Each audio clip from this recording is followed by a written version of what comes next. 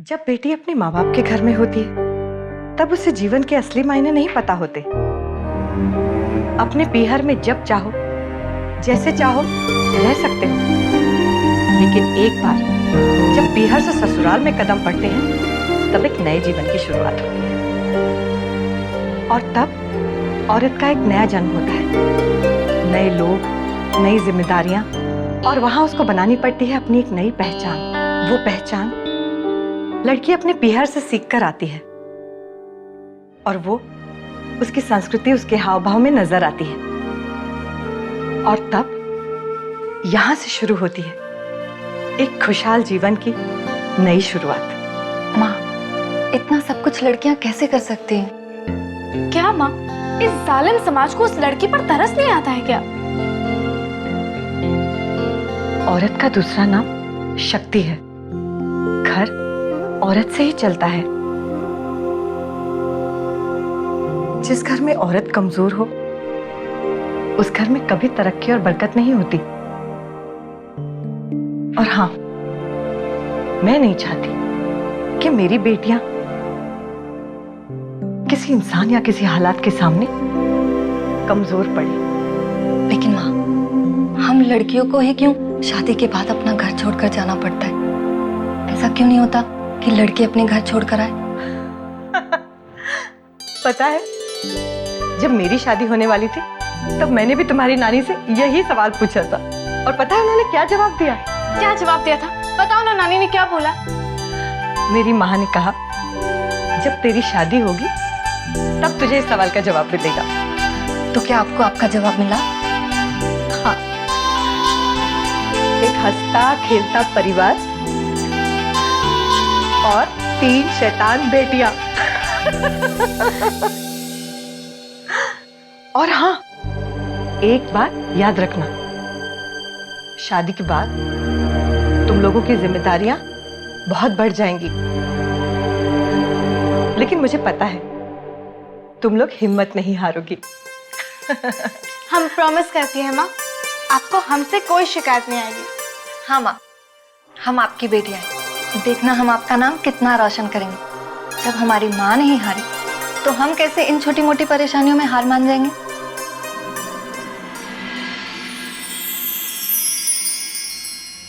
नमस्ते अंकल जी। नमस्ते बेटा। आप कहीं जा रहे थे? हाँ बेटा, वो अपना हलवाई है ना, वो हलवाई से कुछ सामान लाना था, इसलिए जा रहा था। तुम बताओ, कोई काम है बेटा? हाँ अंकल जी, आप आराम से बैठिए, हम बातें करते हैं। लेकिन बेटा वो अंकल, मुझे आपसे एक जरूरी बात करनी है, प्लीज। हाँ बेटा।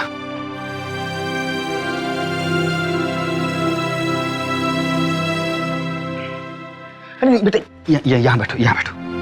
नहीं नहीं, इधर बैठो।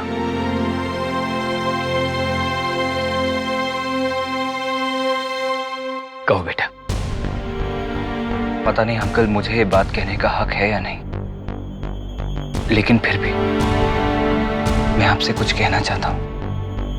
हाँ हाँ बोलो बेटा, कहो क्या कहना चाहते हो? अंकल, मुझे पता है कि आपको कभी भी बेटे की कमी महसूस ही नहीं हुई, क्योंकि आपकी बेटियों ने आपको कभी महसूस होने ही नहीं दी और आपने भी कभी उनमें फर्क नहीं किया। इसीलिए अगर आप मुझे बेटी का मान देंगे तो मेरे लिए बहुत बड़ी खुशी की बात होगी। और मैं जानता हूं अंकल जी, आप ये हक मुझसे छीनेंगे नहीं। ये क्या कह रहे हो तुम? मैंने तुम्हें दामाद नहीं, हमेशा बेटे की नजर से देखा है। अगर ऐसी बात है तो आप मुझे अपने बेटे का फर्ज निभाने दीजिए। मेरे माँ बाप तो अब इस दुनिया में रहे नहीं, इसीलिए वो सब मैं आप लोगों के लिए करना चाहता हूँ जो मैं अपने माँ बाप के लिए करता। अंकल जी, मैं चाहता हूँ कि आप शादी की सारी जिम्मेदारियां मुझ पर छोड़ दीजिए। लेकिन बेटा, मैं ये सब इसलिए नहीं कर रहा हूँ क्योंकि मैं आपकी बेटी से शादी करने जा रहा हूँ, बल्कि इसीलिए कर रहा हूँ क्योंकि आप में मुझे अपनी माता पिता की छवि दिखती है। लेकिन बेटा, लेकिन कुछ नहीं अंकल जी, अब जब आपने मुझे बेटा कह ही दिया है तो प्लीज मुझे अपनी ड्यूटीज निभाने दीजिए प्लीज। बेटा, जो तुमने हम लोगों के लिए किया ना, वो तो कोई सगा भी नहीं करता।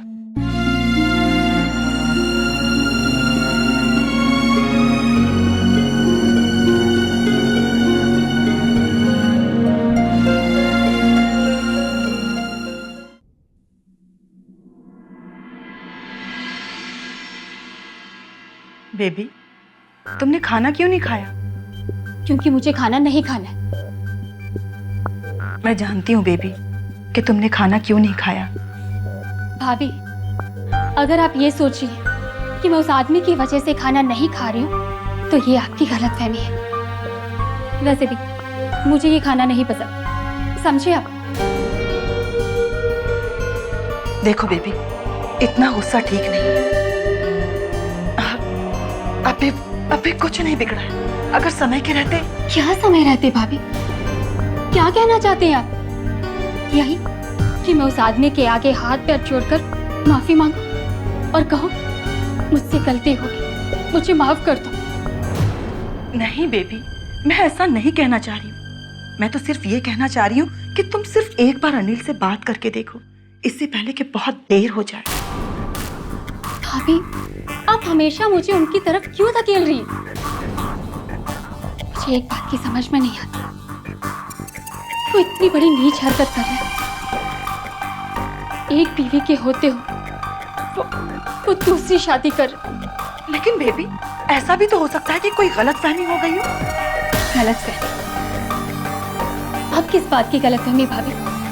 शादी के कार्ड नहीं देखे आपने? और किस बात का सबूत चाहिए भाभी आपको? मुझे एक बात समझ में नहीं आ रही भाभी कि आप उस आदमी की इतनी तरफदारी क्यों कर रही हैं? मैं उसकी तरफदारी नहीं कर रही हूँ बेबी। मैं तो सिर्फ इतना चाह रही हूँ कि तुम्हारा घर ना टूटे। देखो बेबी, एक औरत का अगर एक बार घर टूट जाता है ना, तो दोबारा बहुत मुश्किल से बसता है। बस भाभी, इस बारे में मैं कोई और बात नहीं करना चाहती। वैसे भी ये रिश्ता मैंने नहीं, उसने तोड़ा है। और मैं नहीं, वो एक दिन पछताएगा। प्लीज भाभी, आप मुझे अकेला छोड़ दीजिए और यहाँ से चले जाइए।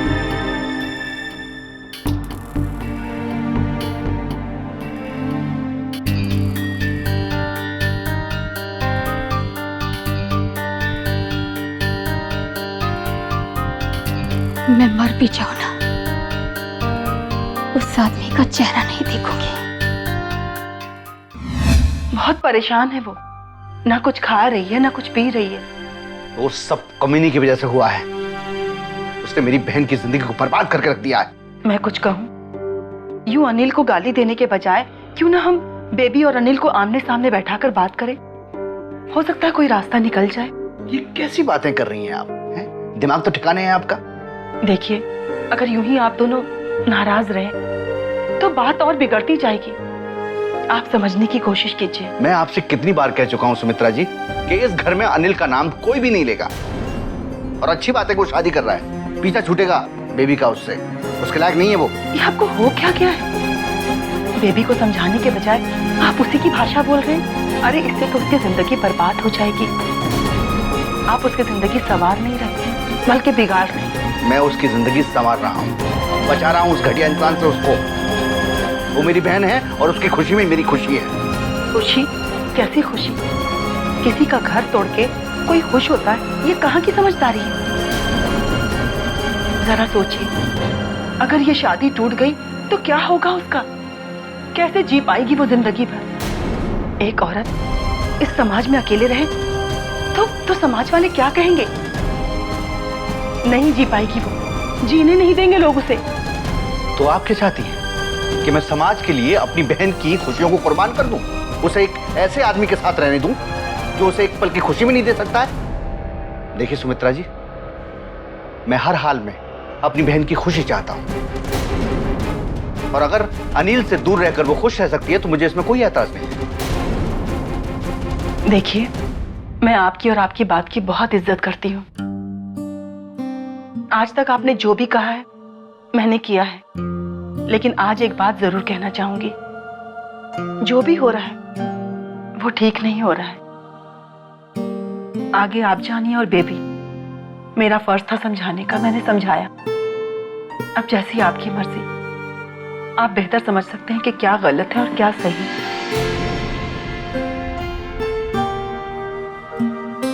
अब पता नहीं क्या होगा बेबी का।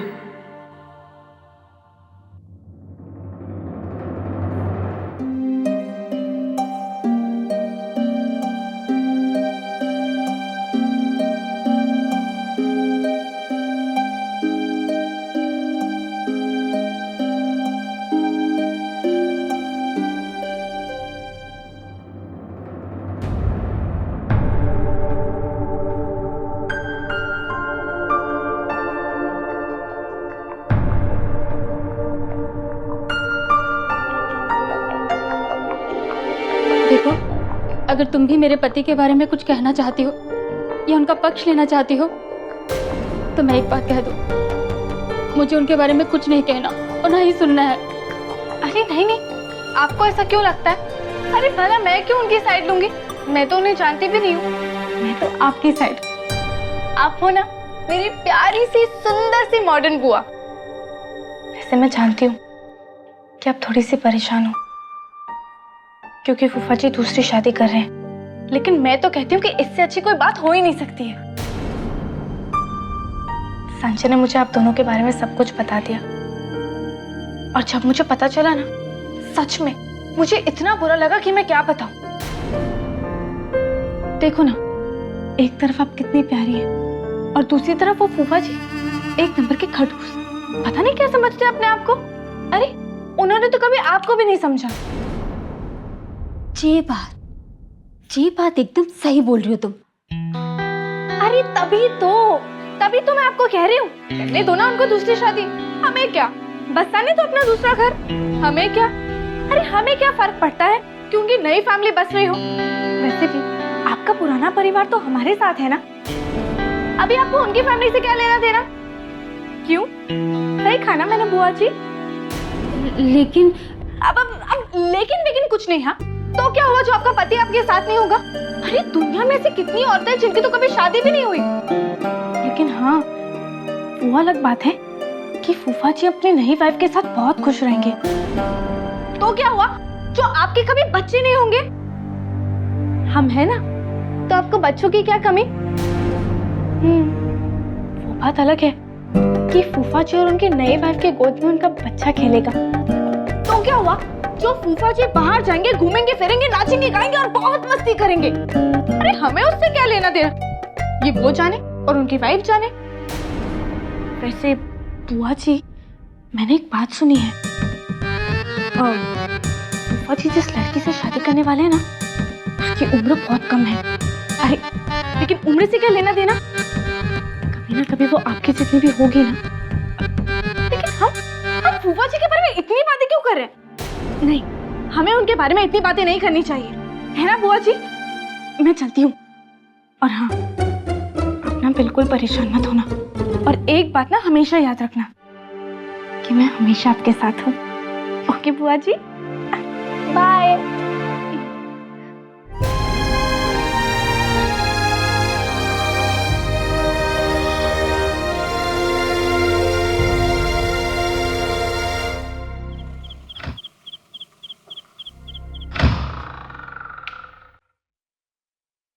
अरे तुम सोई नहीं अभी तक?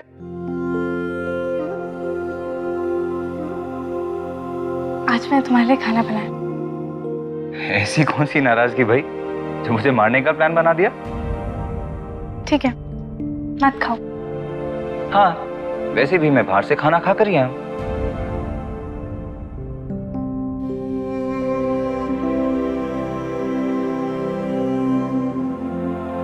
अच्छा बाबा, बताओ खाने में क्या बना है?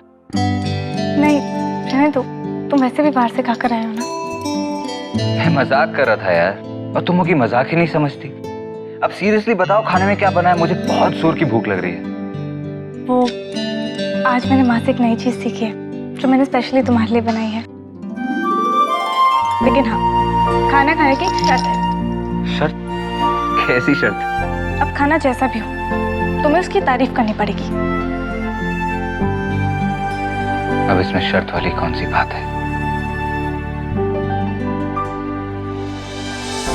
ठीक है चलो अब खाना खाते हैं। हाँ चलो।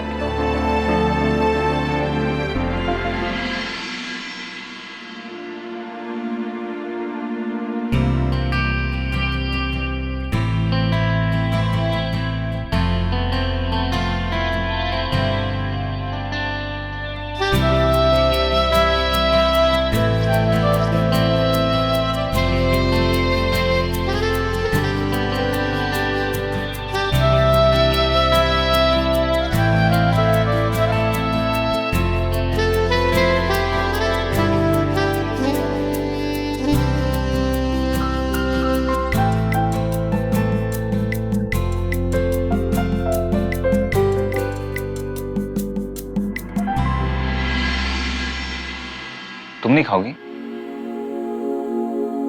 नहीं वो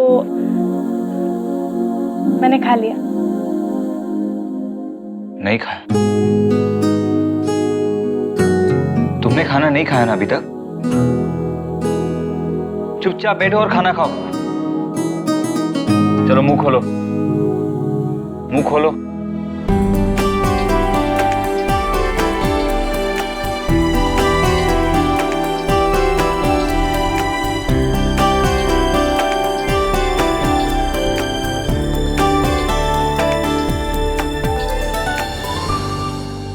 वैसे एक बात पूछनी थी कि तुम्हारे दिमाग में खाना बनाने का भूत आया कहां से?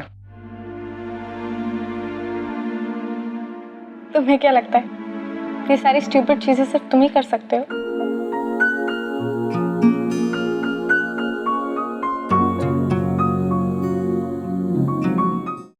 अरे अरे संजय, हम शादी के बाद क्या करेंगे, कहाँ रहेंगे, कैसे रहेंगे? मेरा मतलब कौन से कमरे में रहेंगे? अरे वो हम बुआ कहाँ से बीच में आ गई?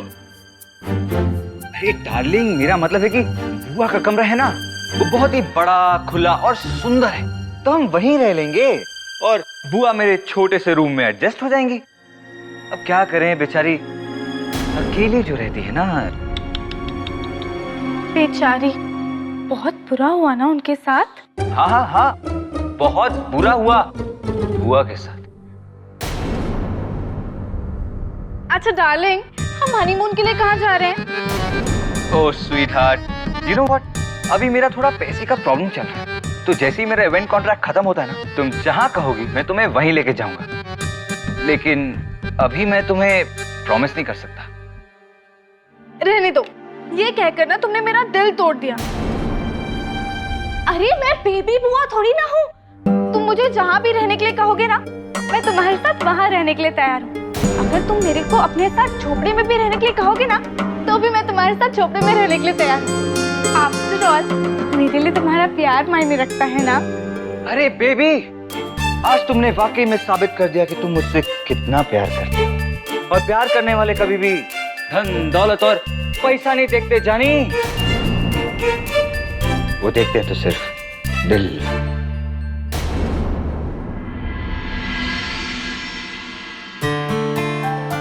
बस बस, बंद करो अभी अपना फिल्मी ड्रामा। बुआ चली गई।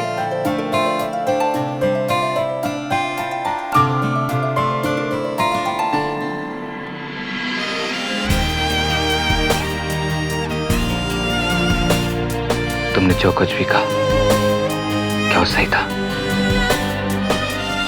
क्या तुम मेरे साथ कहीं भी किसी भी तरीके से रह सकती हो?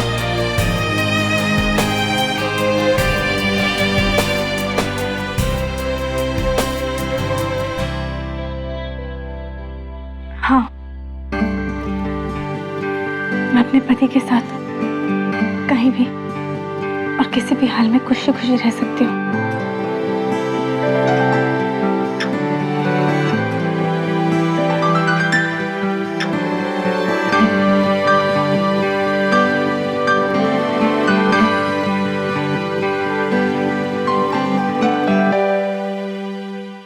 ये इश्क हाय इश्क